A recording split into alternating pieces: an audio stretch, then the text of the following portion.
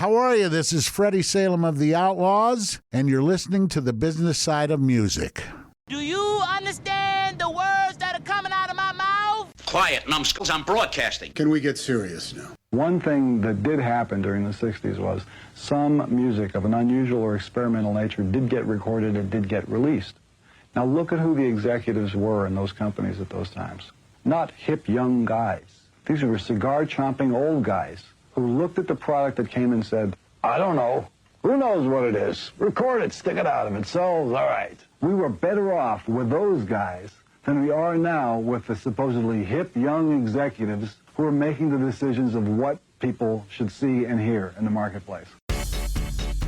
Success in the music business begins with a dream, a vision. This podcast will give you, the listener, the insight and tools to turn that vision into a reality.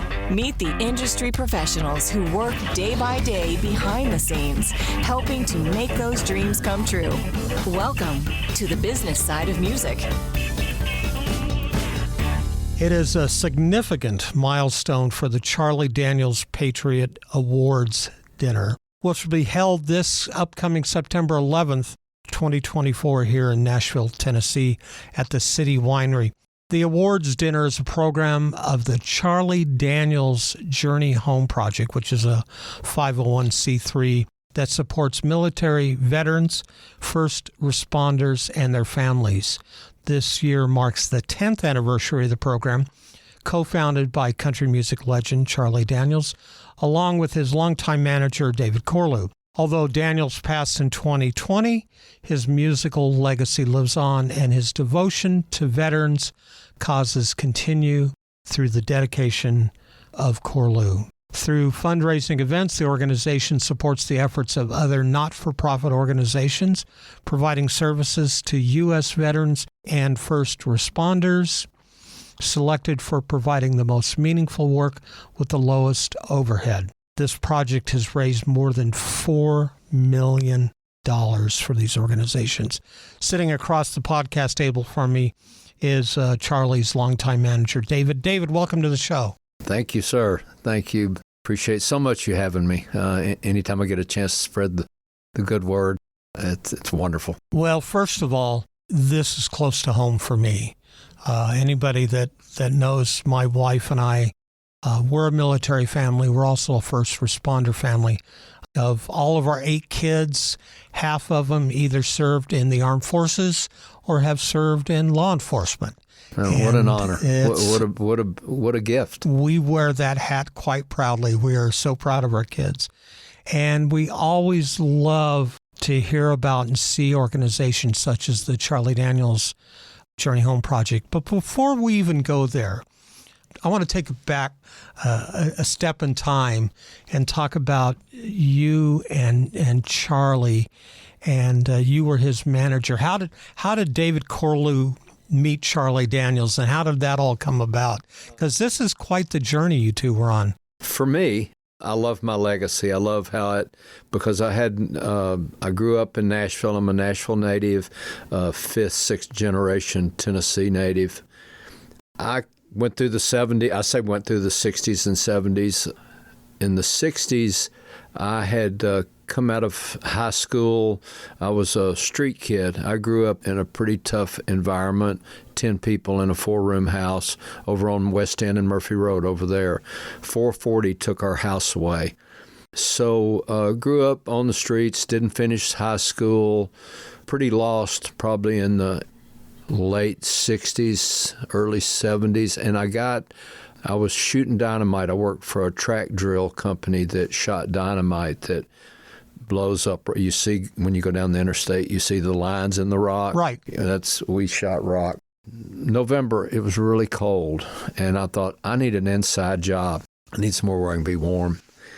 And Scott Shannon, who's a really famous radio personality who started pirate radio, ended up in New York. He's one of the top jocks, but he started here in Nashville at WMAK. And he had a record store, and it was called Sgt. Pepper's. It was in Hillsborough Village, right across from Pancake Pantry. And in 68, 69, that was like the Haight-Ashbury of Nashville. It was the hippie movement. We had all the universities, so all the kids were there. The guy that ran Pancake Pantry was a ex-Marine. He hated long hairs. They had a protest going all the time out front of Pancake Pantry. And so I sat across the street and sold records and watched them toss long hairs out on the street. So I worked in that record store, and it was such a melting pot for music, too, because of Music Row being right there. And so I started meeting a lot of the people that came in the music. Chris Christopherson, a lot of the old-timers were coming in. I say old-timers now, but they were young musicians, but they loved music, so they were buying all their music there. But we sold pipes and bell-bottoms and all the paraphernalia. But anyway, I met Charlie there. And we got to have a conversation, and then for some reason, and I don't know why, because there's no musical person in my family, I was so, I just dove into album liner notes, and I would just literally sit there and read liner notes. I loved liner notes, and I fell in love with the Allman Brothers, as any Southern boy would, and so I just loved music. I fell in love with it. And meeting Charlie, saw where Charlie had played on the Bob Dylan records, so knew who he was. And so out of that, we got to be friends. And one time he had a job opening to drive a van for the equipment. Somebody else got the job, and less than like 6 or 8 months later, I went to see him at the Exit Inn. And he asked me if I wanted a job. And this was in late 72, and he said, and that was when Uneasy Rider was coming out. I ended up getting hired in April of 73, got postponed, his father passed away. And in April 1973, Charlie had 2 1971 Chevrolet vans. One held equipment, one had players in it. And I got a job, $50 a week. And I saw America through the windshield of a Chevrolet van. My first roommate was Billy Cox, who was Charlie's bass player and who was part of the Band of Gypsies, played with Jimi Hendrix. So I just continued to develop my love for music, and I just had, even early on, we were touring with Wishbone Ash, War, but we would play with some of the Southern bands, and so I found my home. I just loved it. I fell in love with seeing America and traveling and being in a different town every day. I remember seeing Charlie Daniels for the first time, and I don't know if it was a co-headline tour or who was headlining it, but it was Charlie Daniels Band and Marshall Tucker. And I remember that the semis had murals painted on the side. And I thought, who are these guys? I've got to go buy a ticket and go to the show. And I was just blown away by the energy on the stage. That was probably 74, 75, something like that. And just the artistry, was just so amazing. And it really was my first introduction to, I don't know if you'd call it Southern rock, but it was definitely Southern music. That journey that you were on, at what point was it determined that you were going to start managing Charlie Daniels' affairs? Well, I'd started out, and I was going to say about Southern music, Charlie always felt like Southern music was a lifestyle more than it was a genre of music. It was a group of lower middle-class white kids that had tapped into WLAC and from the blues, and then he always said the Marshall Tucker Band was the epiphany of a jazz and country mix, and the Allman Brothers were a blues band and jazz, and Leonard Skinner he always called the purest rock and roll band there was, and then we were just kind of a culmination. But like everything, I started out doing everything. I was setting up equipment and things, and then started working a little bit with the lighting board, and when we were able to hire a few other guys. Uneasy Rider was a hit, so our budget, we got a little more money, and then I became the road manager. And then when you saw that tour with all the tractor trailer rigs, and I was a little more sophisticated. I was the tour director. I had 59 people on the road. Holy cow. And then as we went through that, Charlie had a manager, and they obviously, there became a point in the mid-'80s that music had changed. We were coming out of the urban cowboy thing, and we went into that cosmopolitan era of John Denver and Anne Murray. And what happened, just a little back note, is that we were signed in New York at CBS, so we were a rock band. We toured. We never played a fair. We didn't do it. We played with the Allman Brothers, with Marshall Tucker, with Skinnerd. When that transition in music happened is about the same time with Urban Cowboy. And Urban Cowboy made Devil Went Down to Georgia a huge hit. The downside was it pigeonholed us as a country act, and we just weren't a country act. And so when that happened, CBS immediately moved us to Nashville. And Charlie was not a country act. He did not like the Nashville system in the 60s and 70s. So that's why we did all our records at Capricorn. And then as it happened, we weren't making as much money. His popularity started to wane, and he decided to leave his manager. And we had a few years of struggle and of just operating on our own. And finally, one day, I just asked him, I said, instead of you hiring another manager, give me a shot. I've been with you from the start. And he said, I'll give you 6 months. And because I think when I look back, I don't think Charlie ever looked at me at that time as a manager. I think I was more like his brother, son, partner. I mean, we were partners of the road. So I think it took him back a little bit, but evidently I did good in that 6 months, and then I think it was 1988, 89 when I officially became his manager. I think I did a good job. He kept me around. I was going to say, you were with him for how long as manager? Well, from 1988 till 2020, so what is that, 30 years? Some odd years, 30 some odd years.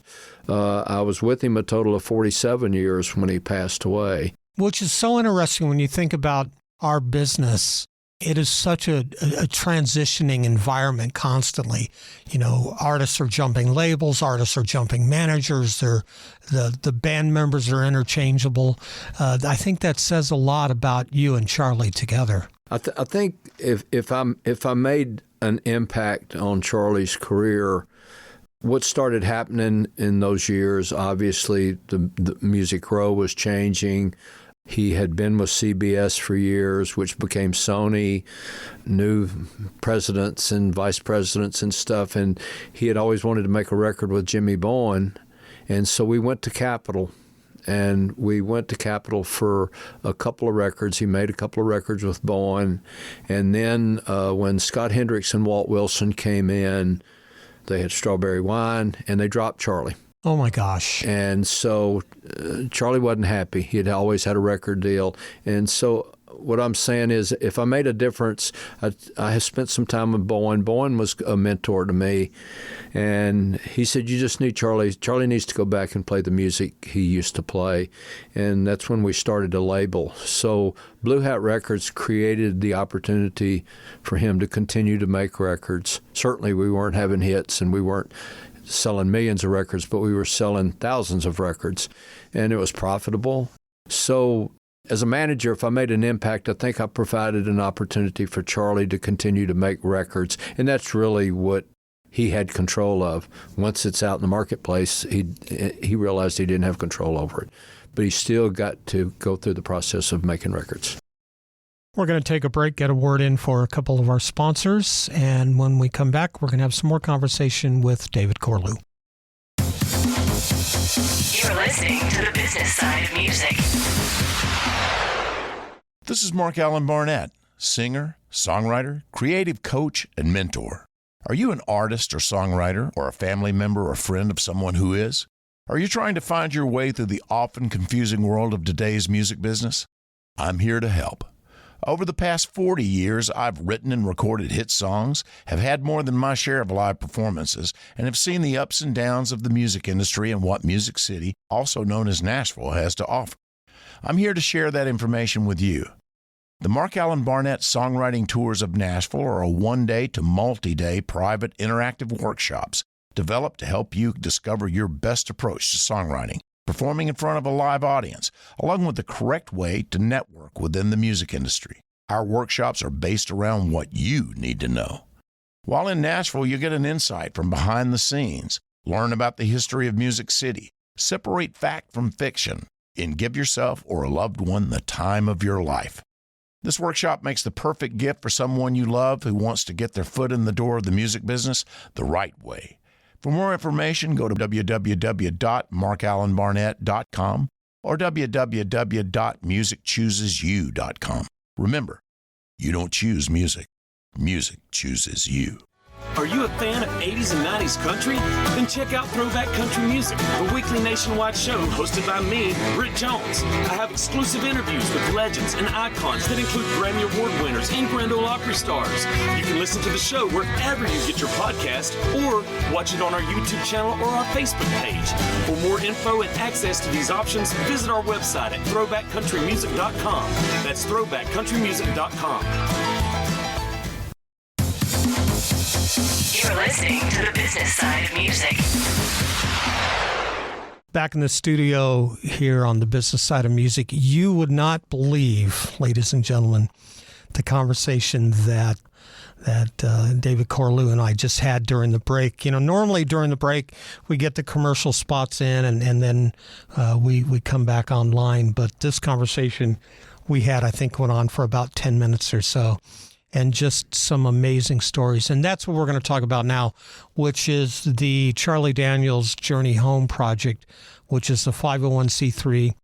As I said in the beginning notes, supports military veterans, first responders, and their families. And, of course, this year marks the 10th anniversary. And this was co-founded by Charlie Daniels and you.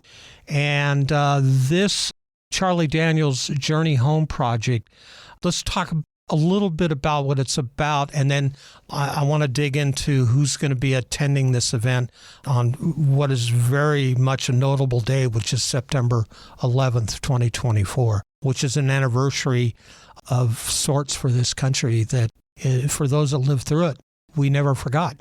Poignant date, very poignant date in our American history, world history. Journey Home Project started, and I'll make this quick. Journey Home Project started, Charlie and I in the band, CDB, the team, we worked every military base during the 80s there were, during the Cold War, And so when the trade towers came down, Charlie wanted to be one of the first to go to Iraq and entertain, and we did that. And so anyway, as it came about, we had, because Charlie was such a patriot, we got hundreds of requests a year to do free shows and to raise money. And we decided, we handpicked a few organizations when the trade towers had come down to support. And some of them, after a few years, hit some bumps in the road, maybe some misspending and stuff. And we decided if we were going to raise money in Charlie's name, and then we would be stewards of that money, then why not start our own foundation? That way we can oversee it. We can report back to our donors and tell them where their money went. And we know where it goes, and we can make a choice and hopefully wise choices. And control the dynamic a little better. Exactly. And because we were small and we had no intentions of ever becoming Wounded Warriors or Tunnels for Towers, I mean, we just weren't. We were in the music business. We weren't in the fundraising business.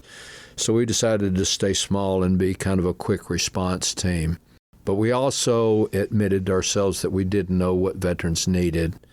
We didn't want to claim that we knew what they needed. So that's why our charter, what I still do today, is go out and identify organizations that are doing good work that we think is effective and in different areas of what soldiers' needs are. But our mission statement is to support the return, the rehabilitation, and the reintegration for a soldier or first responder back into civilian life, because that's the transition that is the problem behind our suicides, our mental, I don't want to call it a sickness. It's a mental health. Mental health, Yeah. mental wellness, and education.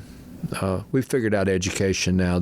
There's benefits enough that most veterans that want to go to school, you can figure that out. But the mental wellness continues. It's generational now.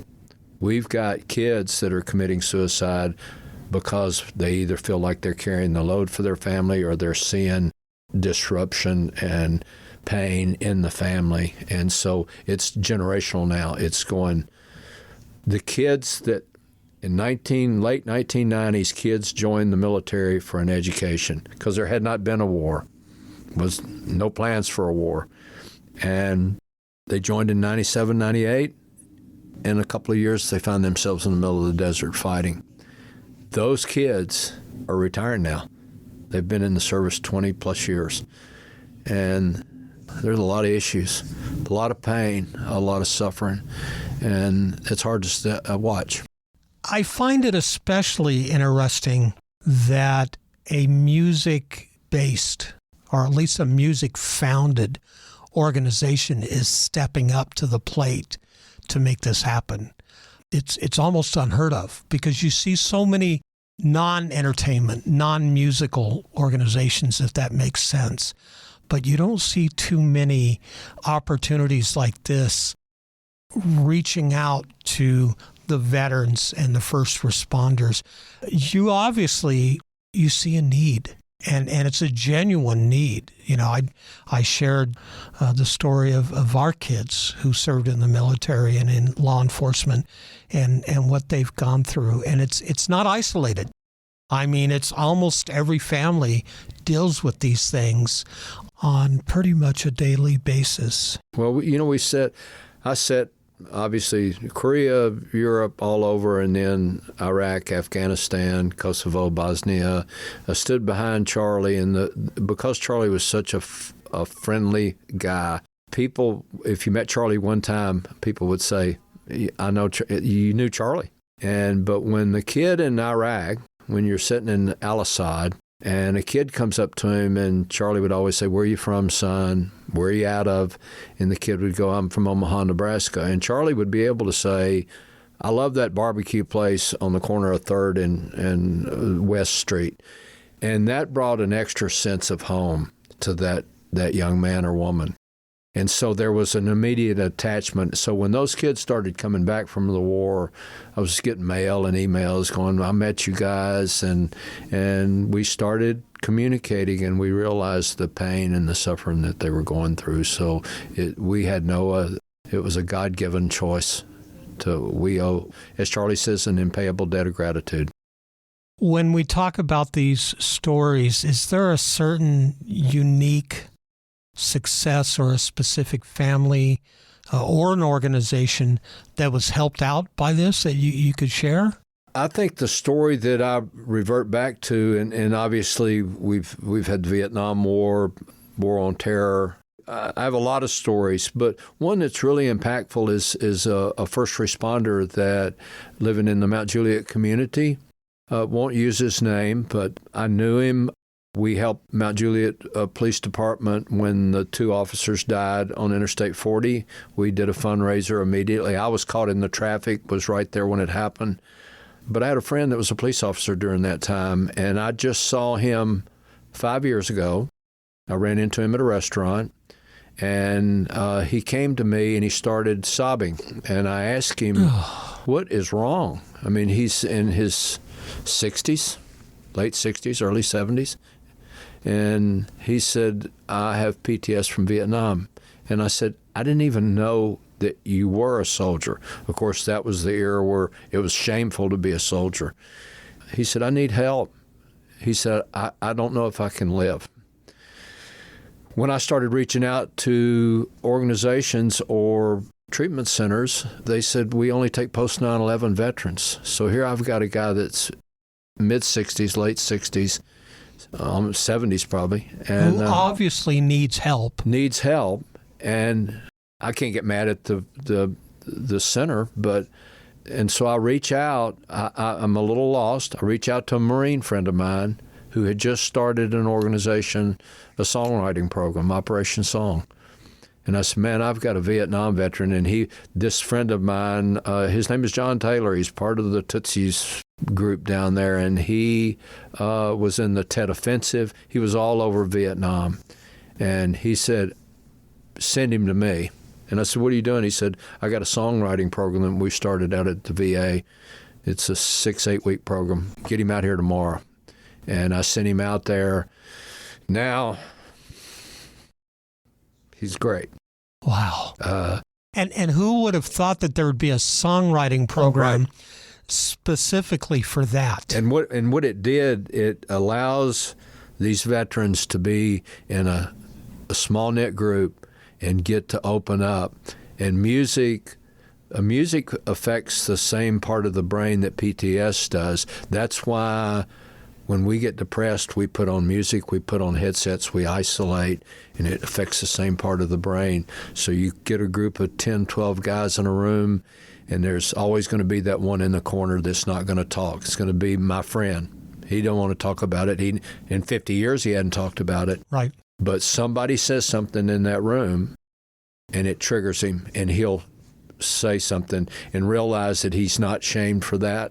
And then it just dominoes. Then the songwriter, the professional songwriter, he takes that one thing that guy said, turns it into a melody, and then all of a sudden, a couple hours later, they're regurgitating all of this stuff. They're just like talking and friendly, and the floodgates are opening. Yeah. Then 8 weeks later, you got a different guy that feels better. And I take no credit for it, but every time I see him, he goes, you saved my life. I said, no, God saved your life. Yeah. I was just in the right place at the right time. You were the conduit. Yeah, and I don't even take, I was just there. I just happened to be the guy that he needed to talk to that day. I love that story. I love that story because it has no medical attachments or centerpiece of some kind of medicine or drug or something. It was just it's pure love and music that healed him.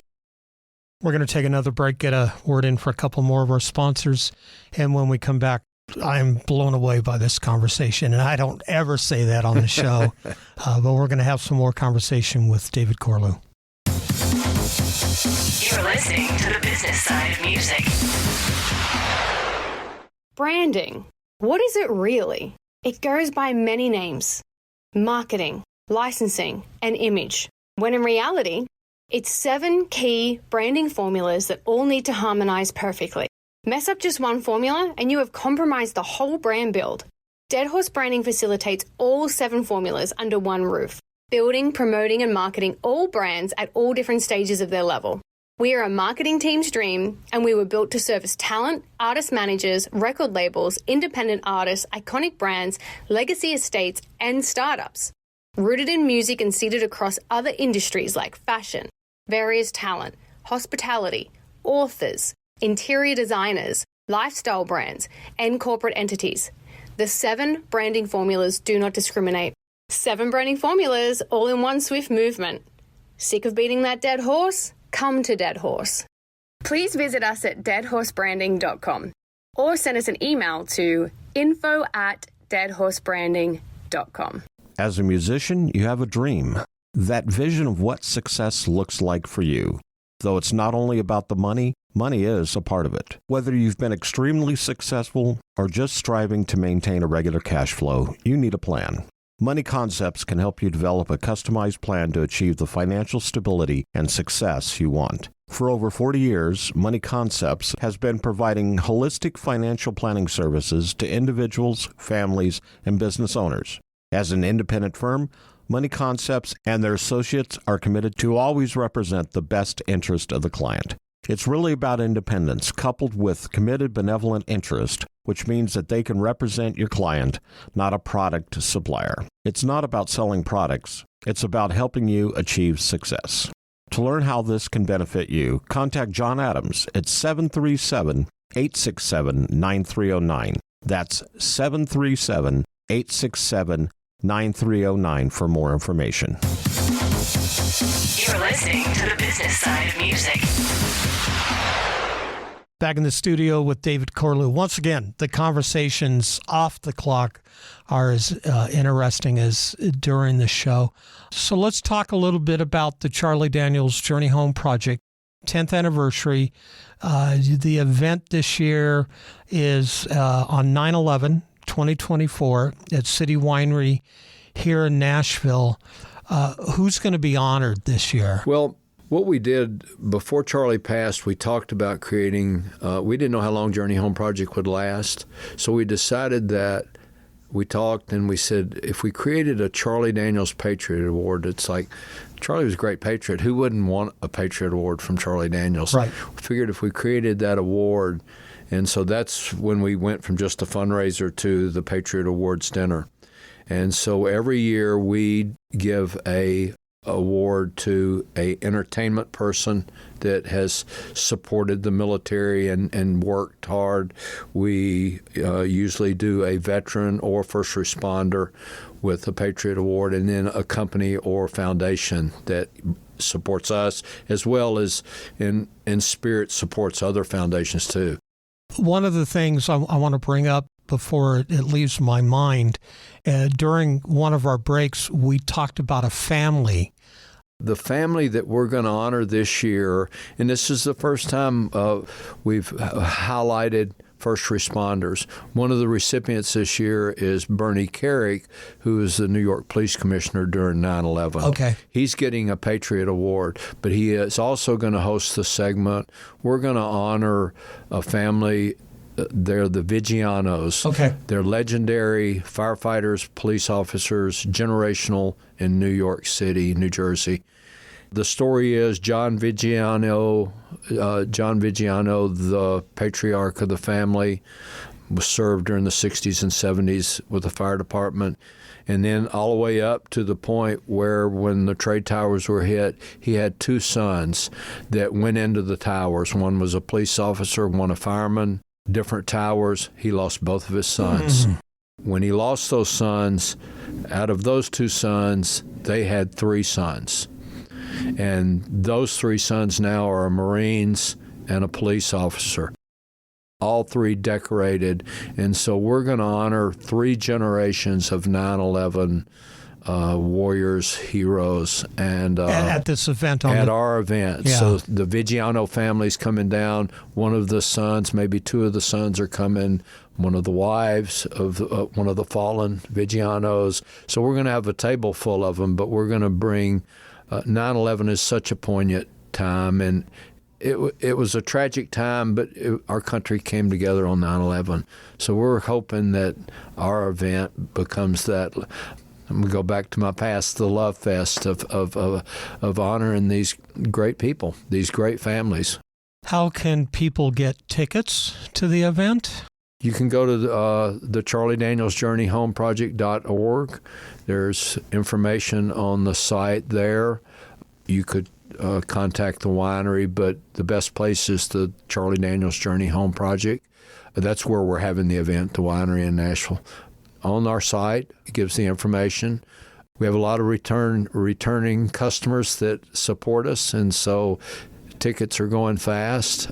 And we're actually we got another thing going on. We're going to have a run. We're going to have some guys that'll run with a piece of metal from Under Armour in Mount Juliet to downtown during the day, and they're going to be carrying a 22-pound piece of steel from one of the towers. Oh my gosh! They're going to run 22 miles that day. So we're going to make it a big day for Nashville and the awareness of the need to help these men and women. Those that can't attend the event, how can they help? A couple of ways. You can always go to thejourneyhomeproject.org and donate. There's a donate button if you can. If you can't, spread the word about Journey Home Project. Of course, we want your support. We're going to do well with the money you can donate. If you can't, spread the word about anybody, any organization that contact us and go, we don't want to give money to you, but we'd like to do something, and I'll give you a list of people to donate to. My journey is I want to say bigger than my own organization or our own organization. I just need for people to be aware that there are so many men and women struggling. I want you to give money, give love, call a battle buddy, call a friend, thank a soldier, a fireman, a police officer, but remember to thank his family. They serve too. They get the domino effect, the collateral damage of our warriors falls on the family. So put an arm around somebody. That's good enough for me. Everything else is as Charlie would say, gravy. Here's a shout out to our loyal listeners. Without all of you, we wouldn't be one of the most listened to music industry interview podcasts, including achieving #1 status in many countries around the world, according to the Apple Podcasts. If you enjoy our show, please check out our Facebook page at the Business Side of Music Podcast. Please don't forget to subscribe and definitely hit the like button. While you're at it, go to our page on YouTube and click on the Business Side of Music Podcast to subscribe. You can check out our video webcasts there and get to see me and our guests, such as David here in the studio. Last but not least, check out and follow us on X, we used to call it Twitter, at Biz Music Podcast. That's BIZ Music Podcast. David, God bless you and what you and Charlie started. This is amazing, and whatever we can do to help to get the word out there, we will. You already have. Thank you, and God bless you and your family. The Business Side of Music is the creation of Tom Sabella and Tracy Snow and is produced by Bob Bender. The Business Side of Music is recorded at Music Dog Studios in Nashville, Tennessee. Production sound design by Keith Stark. Voiceover and promo by Lisa Busan.